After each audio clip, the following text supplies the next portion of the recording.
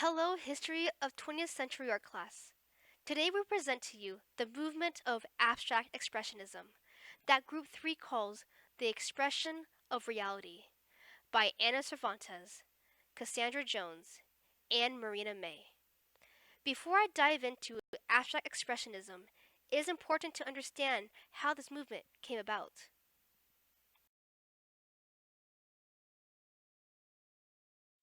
It is important to remember that in the beginning of the 20th century, the center of the art world was Paris. This is a city where great art was made and where great artists like Picasso, Matisse, Monet, Manet, and more studied and worked. During 1939 and 1945, World War II broke out. In 1940, Germans attacked France and quickly defeated the French army. The French government departed Paris and the Germans occupied the city.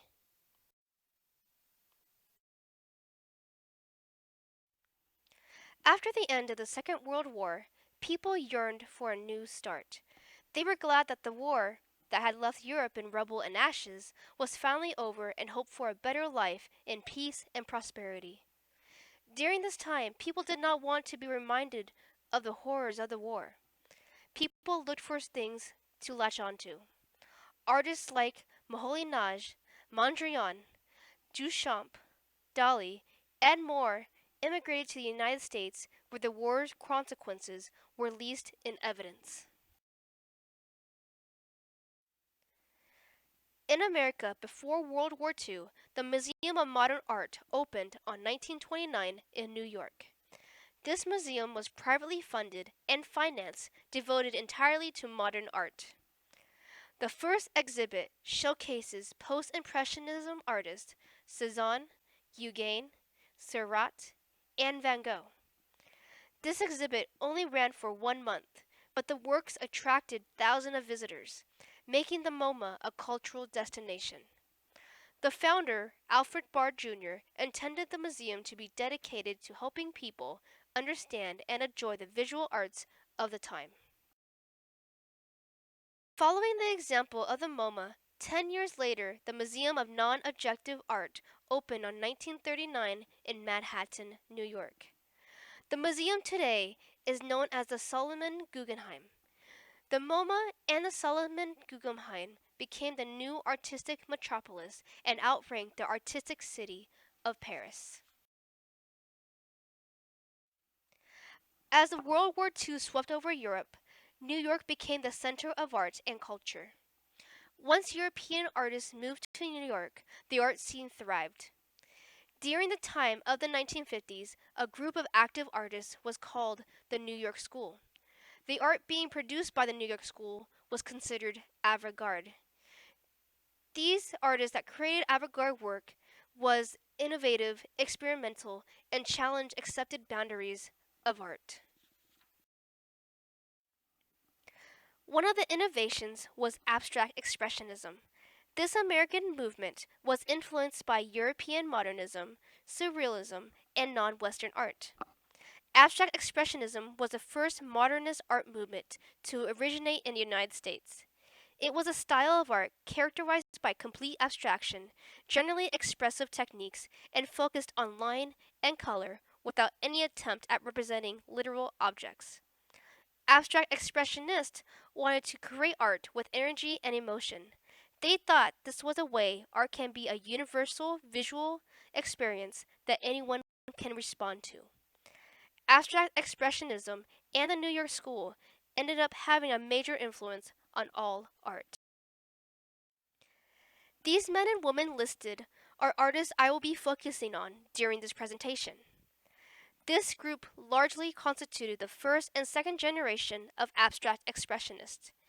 Even though they worked in several styles and brought different themes to the creative table, these artists exhibited together.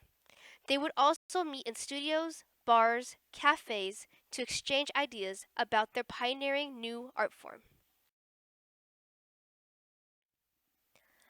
On May of 1951, it was a gathering of a number of notable artists, the New York School. They opened a show that was deemed a great success.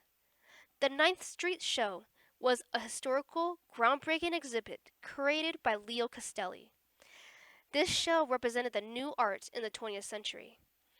The exhibition featured the work of around 70 artists, from the work of William de Kooning to Jackson Pollock.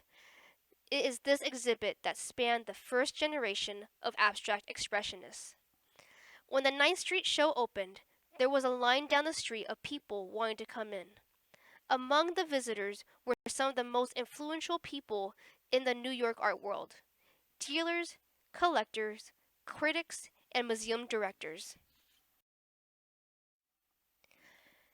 Harold Rosenberg and Clement Greenberg were the main critics of modern American art. Even though they differed in their perspective as to why abstract expressionism was important and clashed in their theories, altogether they developed the vocabulary, tools, and content that helped explain the new art movement for the rest of the world to understand. Harold Rosenberg, most famously coined the term action painting, believed that abstract expressionism was a departure from modernism and stood firmly by the creative act of artist. He believed abstract expressionism was the artist taking their creative freedom to paint for painting's sake. He believed this brought a high value to the artwork, which represented a pure moment of creation, an act of political, moral, and aesthetic revolution. In his essay, The American Action Painters, he wrote, "The new American painting is not pure art, since the extrusion of the object was not for the sake of aesthetic. The apples weren't brushed off the table in order to make room for the perfect relations of space and color. They had to do so that nothing would get in the way of the act of painting." Both Rosenberg and Greenberg's theories applied exclusively to painting. While Rosenberg focused on the essential center of the process of action painting, which he asserted captured the artist's spirit and true self, Greenberg focused on the surface and result left on the canvas to digest. Clement Greenberg favored the analyzing of the object versus the biography of the artist. He also felt that abstract expressionism was a continuation to modernism.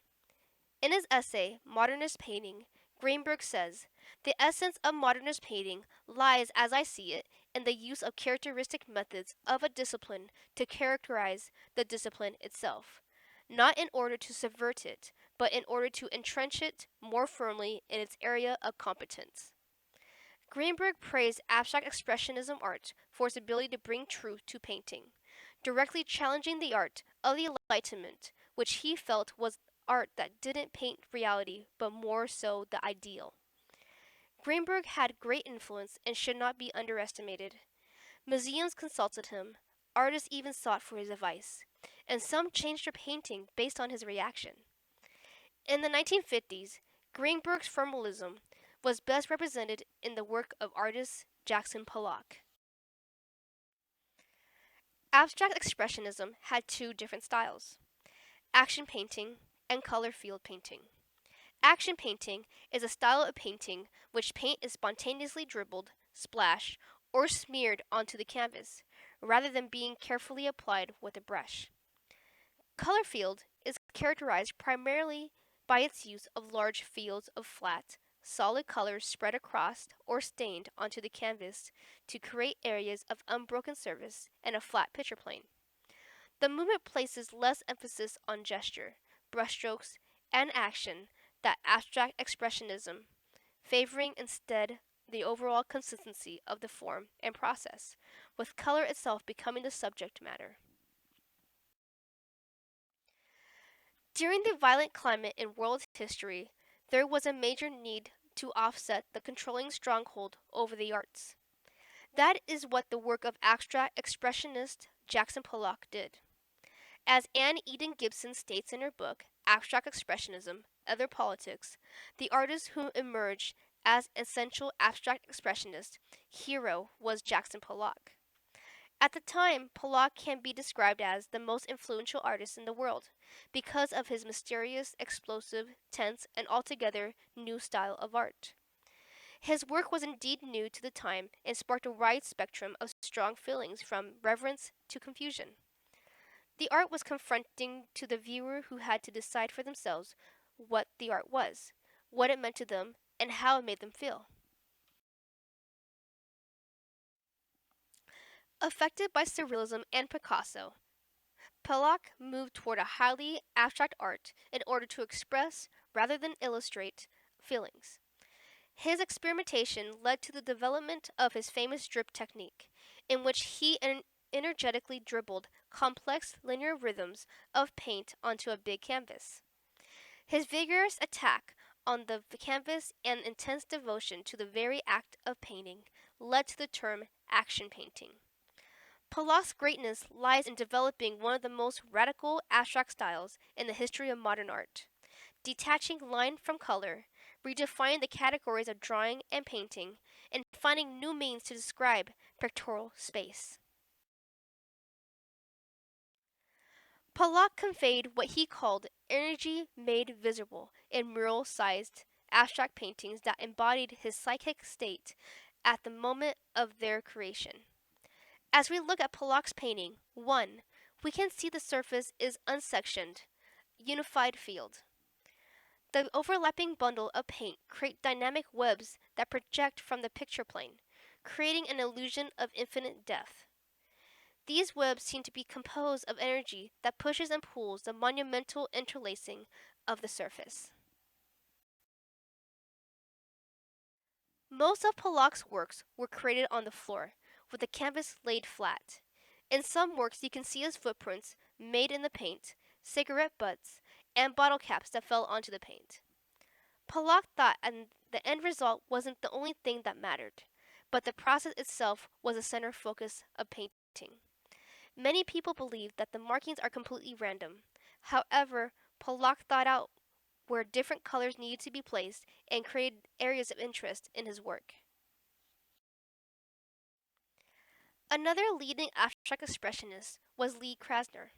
She was one of the only few women in the mainstream of abstract expressionism. Yet, despite her originality and strength as a painter, her work had taken a critical backseat to that of her famous husband, Jackson Pollock. Krasner was influenced by artists of diverse styles, including Picasso, Mondrian, and Surrealist.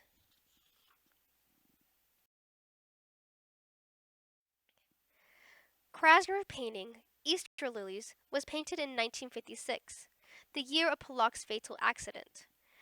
The jagged shapes and bold black lines against the murky greens and ochres purified the composition's dysphoric. Yet, in the midst of all that is harsh are the recognizable contours of lilies, whose bright whites offer a kind of hope. Robert Motherwell was also a member of the New York School and inspired by Surrealist automatism and European modernism. His paintings, prints, and collages feature simple shapes, bold color contrast, and a dynamic balance between restrained and boldly gestural brushstrokes. Motherwell was an accomplished writer and editor, as well as an eloquent speaker. Through his teachings, lectures, and publications, he became an unofficial spokesman and interpreter for the abstract expressionist movement. Motherwell created more than 100 paintings he called elegies for the doomed Spanish Republic. These works featured oval shapes wedged between irregular vertical bands in black, white, and brown paint. His series suggested something about fascism and the Spanish Republic, followed by all issues relating to the Spanish Civil War and the loss of democracy. This series could be Motherwell embodying his humanist feelings and his deep sense of loss and mourning and elegy for the tragedies that had taken place in Europe. Dutch-born American painter William de Kooning is another famous gestural painter from the abstract expressionist movement. He attempted to combine the expressiveness of abstract expressionism with recognizable objects. Most of his works are recognizable because they are abstracted figures. De Kooning fused abstraction, figuration, and landscape in various ways throughout many long decades of his career. And he is unceasing journey to find new forms and subjects made his overall output more broad than most of his colleagues. Unlike most of his colleagues, de Kooning never fully abandoned the depiction of the human figure. His paintings of women featured a unique blend of gestural abstraction and figuration. One of de Kooning's famous works is his Woman series. Right now, we are looking at the Woman 1, created from 1950 to 1952. The painting depicts a large-eyed, aggressive woman with a wide, toothy smile and a wild, abstract form. This painting took a long time to paint, and de Kooning worked on it for a number of years. This is evident when you look at the painting, because of the many layers of paint on the canvas. De Kooning would keep removing paint, starting over, and revise it. There is a vigorous paint application and is very gestural. His gestural nature or action of the work is characteristic in abstract expressionism. Clyfford Steele was among the first generation of abstract expressionists who developed a new, profound approach to painting in the years following World War II. Steele was a color field painter, whose work was intense and jagged. His mature pictures employ great fields of color to evoke dramatic conflicts between man and nature taking place on a monumental scale. Steele was a notoriously difficult character who often shunned the New York art world. He resisted most critiques of his artwork and went to exceptional lengths to control how his paintings were sold, collected, and exhibited. Painting 1944 N number 2 created a dynamic relationship between vertical and horizontal forms. The primarily dark palette highlighted the areas of bright color. Steele used a palette knife to apply the thick impasto onto the oversized canvas, resulting in an irregular texture surface. The artist rejected any figurative interpretations of his work, claiming to remove any recognizable imagery. He once said, "I paint only myself, not nature." Steele left his paintings untitled and identified them simply by the year of their creation. Another color field painter, Mark Rothko, immigrated to the United States from Russia in 1913. Like many other artists, as I mentioned, he is also part of the New York School. Rothko used bands of color as the only true means of capturing feeling. Rothko's more surrealist earlier works transform into these large areas of shape and color. His paintings are generally large, usually around 6 to 8 feet in any direction, and the goal was to take up the viewer's entire field of vision. This was a key feeling to emotional reaction to the shape and color. These two paintings best describe the emotional feelings of Rothko during two different times in his life. Number 22 was painted in 1949. Here, Rothko uses a high-key palette with intensely saturated color. The values in number 22 are bold, jaunty, hot, and abrasive. The light values seem to imbue the work with emotion and life. Rothko was developing his signature image of floating rectangles that continues to be his model throughout his life's work. By not referring to any specific visual experience, the high key values of these non objective works seem to suggest divine spiritual presence. The red band in the middle is reminiscent to a horizon line, but all is aglow and alive. 20 years later, Rothko painted Black and Gray. Rothko suffered depression in later years. His paintings have an expressive of turmoil and the fading spark within. The painting reveals one of the most dramatic and reticent uses of black. Rothko begins to simplify his color fields, stretching his rectangles out to the very edge of the canvas and effectively dividing the surface into two simple fields. Black and gray emerged at the horizon, punctuated by a dull light. This is the last painting Rothko has painted before he took his life in 1970. Helen Frankenheller, was one of the few women artists who was introduced early in her career to major artists such as Jackson Pollock, Franz Kline, and Robert Motherwell, whom she later married. She was influenced by abstract expressionist painting practices, but developed her own distinct approach to style. Frankenhaller invented the silk stain technique, in which she poured turpentine thinned paint into the canvas, producing luminous colors washes that appear to merge with the canvas and deny any hint of three-dimensional illusionism. Her breakthrough gave rise to the movement promoted by the influential art critic Clement Greenberg as the next big thing in American art. Color field painting, marked by airy compositions that celebrated the joys of pure color and gave entirely new look and feel to the surface of her canvas. Frankenthal's approach was less about extending the inner world of the artist into the outer through gesture, and more about exploring the connection between color and surface. Her translucent veils of color seeped into the fibers of the canvas, softening the edges of her colorful floating shapes. The discontinuous flowing lines, splotches, and splatters of paint steeped our eyes attuned to the decorative surface. In paintings such as the Bay, the canvas and the image are literally one. Frankenthalers created this connection between color and surface. Looking at this painting, we can see the silk stain technique by the pooling and the spreading expenses of diluted paint. American sculpture in post-war period is characterized by experimentation with form and material. The artists at this time often incorporated industrial production methods and techniques. Still, other artists began to use assemblage as a means of creating their artwork.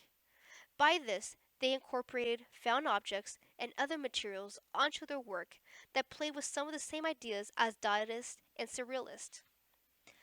A good example of these methods and techniques is looking at artist David Smith's Cubist series.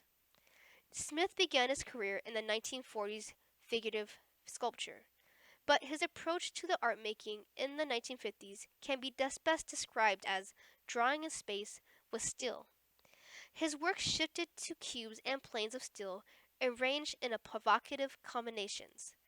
His signature burnishing imparts a gestural quality similar to that found in abstract expressionism. In the article Abstract Expressionism, Other Politics, there are many more abstract expressionist heroes that contributed rich works to the movement, but did not receive the attention they deserved. This was largely due to the hetero-masculine standards that catered to the anti-intellectual, action-taking American model of a hero. Through this lens, the themes and physical appearance of abstract expressionism were defined by the white male artist who became the spokesperson, by critics, and by the institutional and private supporters.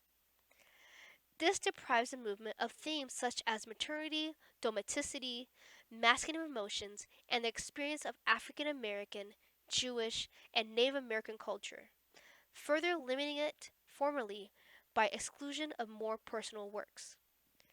There is much diversity amongst the abstract expressionist artists that add value to the artistic movement. Through the works of well-known and lesser-known contemporaries such as Romare Bearden, Anne Ryan, Ruth Adams, Ronald Joseph, and Thelma Johnson Street, among so many others. Through these abstract expressionists, we can rethink the definition of abstract expressionism. The abstract expressionists addressed the great questions of human existence. Abstract expressionism had a great impact on both the American and European art scenes during the 1950s. The movement marked the shift of the creative center of modern painting from Paris to New York in the post-war decades. In the course of the 1950s, the movement's followers increasingly followed the lead of the color field painters, and by 1960, its participants had generally drifted away from the highly charged expressiveness of the action painters. By 1960s, The movement's initial effect had been assimilated, yet its methods and proponents remained highly influential in art, affecting profoundly the work of many artists who followed. All the art movements, pop art, minimalism, post-minimalism, and neo-expressionism, will be influenced by abstract expressionism. For the abstract expressionist, understanding the process of painting meant understanding something at the core of the human desire to express oneself. In the end, making the process of painting is essential endeavor and may have been their major achievement.